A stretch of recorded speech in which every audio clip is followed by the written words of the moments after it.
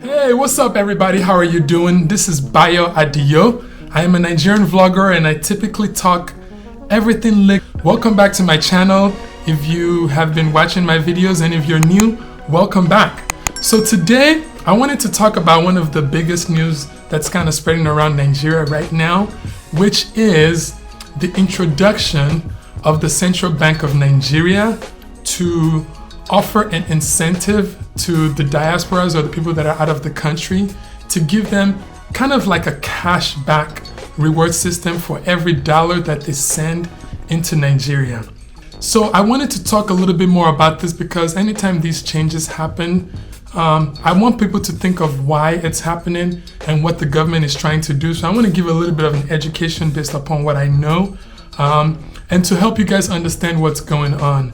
And I also want to let you know how I want to give a recommendation on what the government should perhaps do that's a little bit more effective.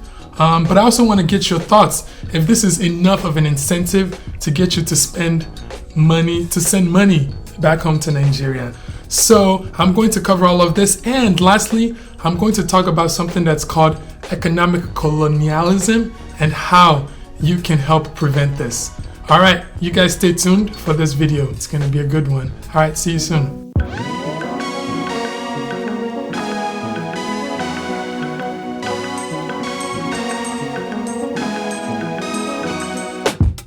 All right, I am back.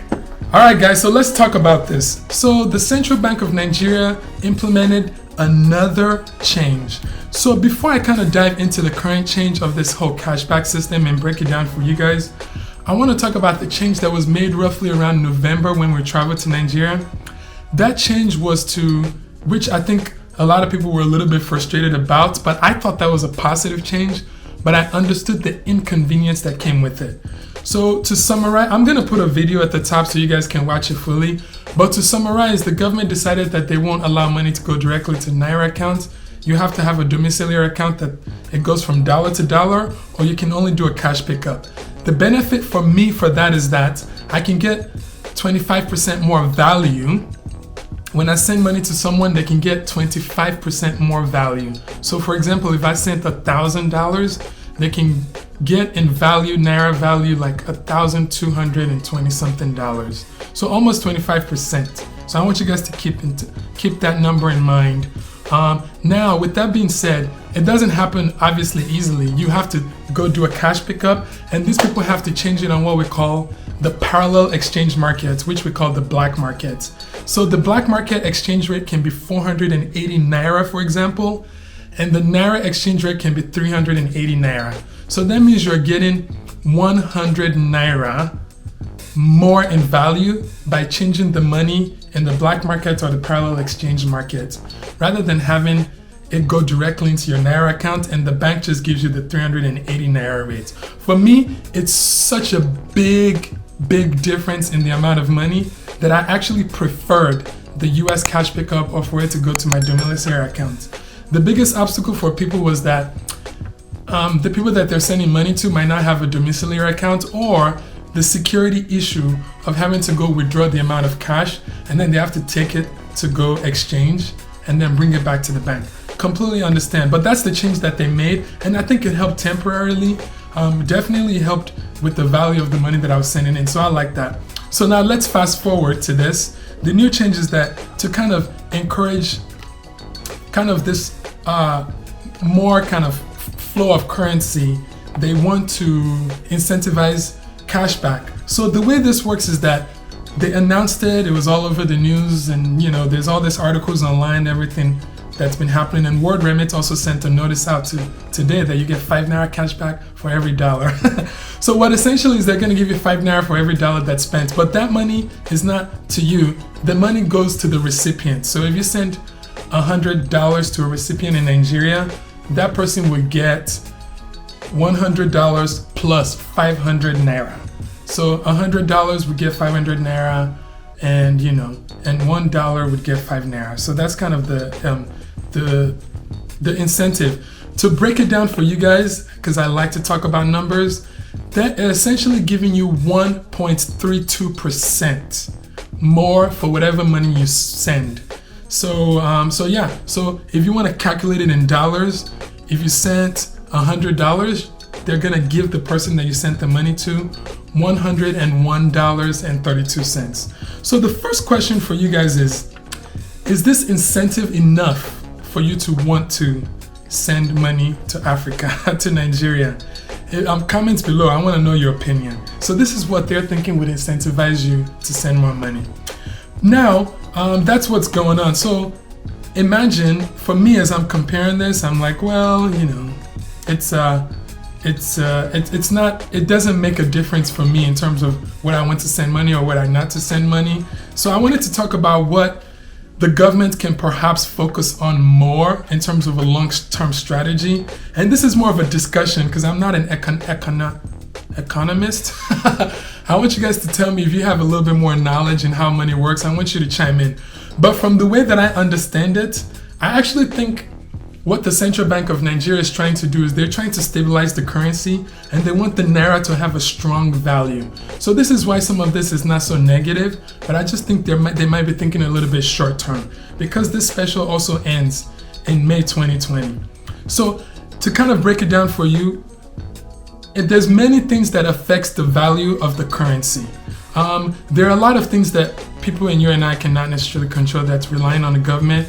Things like inflation, things like infrastructure, things like attracting foreign investors, interest rates, you know, security of the company, all that stuff. Let me see if you can see. Yeah, and kind of like export and import, or creating more of an infrastructure for tourism to attract more money to Nigeria. These are the things that the government can do, because really what they're trying to do is that they want to increase the demand for Naira. I think that's what's going to make the Naira currency strong. And what are the best ways to increase demand? There's many, many ways. One way is to have people coming to do services or buy goods or things that's from Nigeria. So when they bring their dollars in, so for example, if I brought my dollar in to Nigeria and I wanted to buy a property, for example, when I bring that money in, I have to exchange that money to Naira in order to pay in the local currency.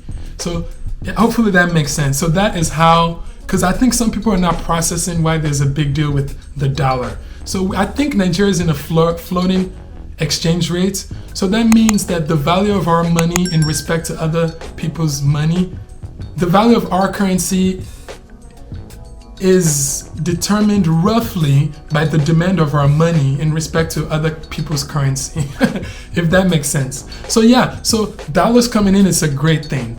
Investors coming in, people from the foreign people coming in to invest is a great thing because it's going to increase the demand for the Naira, and then the Naira is going to increase in its value over time with that. So I think that's what they're trying to do by trying to pump up more. And I think one thing that they've noticed is that the diasporas and the Nigerian diasporas, the people that live outside of the country, they're a major part of the economical growth of Nigeria because of the amount of money that comes through transfer, whether it's business, whether it's sending money to the relatives, or sending money to your mom, or sending money for investments, whatever the case might be. It's a huge part. I think the last number I saw was $25 billion roughly yearly that comes in that also helps stimulate the GDP of Nigeria. So that is what's going on in terms of like what they're trying to do to kind of like make the currency strong. Is this the right philosophy or approach? I don't think it's going to incentivize anybody to do more. So I don't know who's going to see this video, but I want to take the opportunity to address from a diaspora, from my perspective, and hopefully I'm speaking from you guys' perspective. I want to take this opportunity to address what I think that would incentivize people like me to contribute to the economic growth of Nigeria. So let's talk about it. Number one, I think that convenience is extremely important. So what's happening is that the Central Bank of Nigeria is making it harder to send money back home rather than easier. So I get some of the things that they're trying to do, but I think when they made that change to where you have to have a domiciliary account, even people that live in Nigeria that have a source externally, it wasn't easy for them to even get their own money out. So now they have to like open up a domiciliary account, or they have to do cash pickup. They have to now go to the bank and try to do a cash pickup if they don't. Or if they're sending somebody money, they have to go do a cash pickup, or if they don't have a domiciliary account and all that stuff. And it only works for certain banks depending on different apps.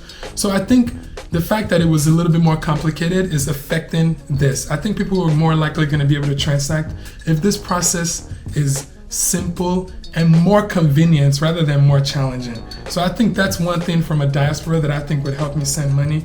I cannot, trust me guys, I hire a few staff in Nigeria, and it was such a challenge for me to get money to them. It's either a wire and it's gonna cost me $40, or I went through these apps and different things, and that's like a whole nother ball game. Let me not go through there, but I think they're a little bit better.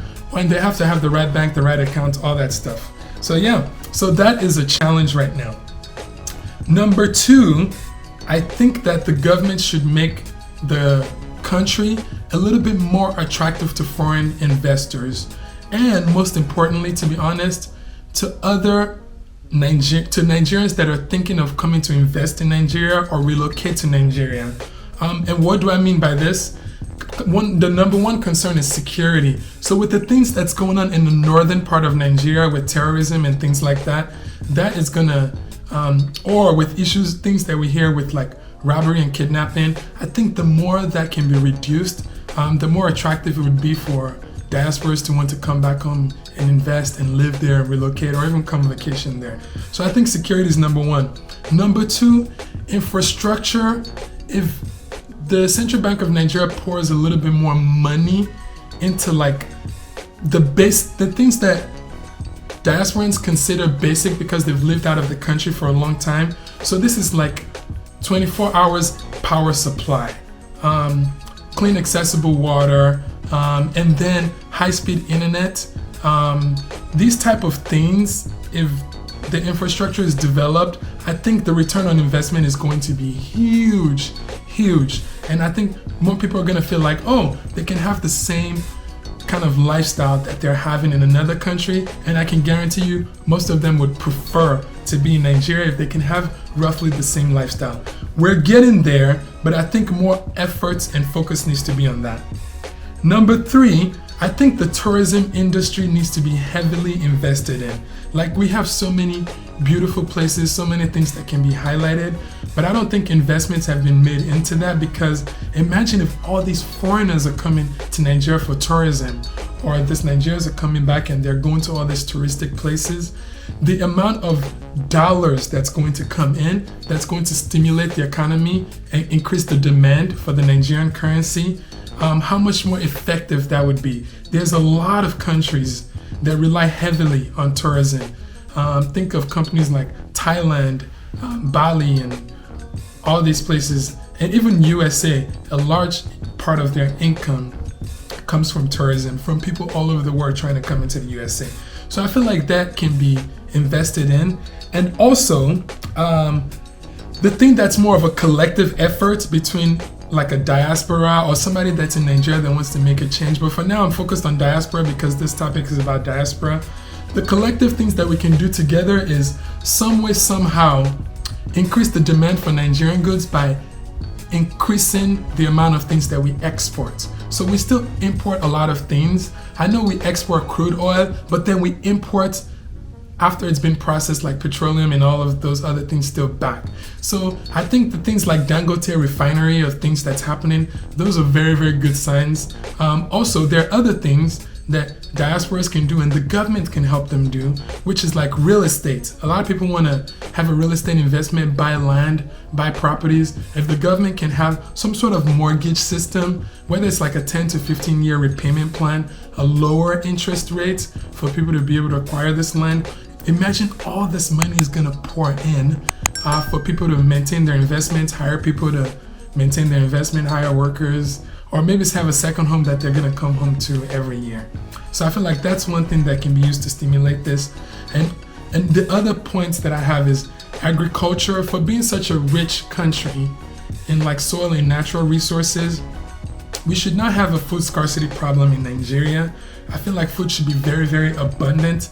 Whether you're poor or rich, you should have access to food. And I think a lot of the things is that sometimes we're consuming imported goods of food. So people would buy a natural resource, for example. I'm not sure of this one. Let's just say for cocoa, for example.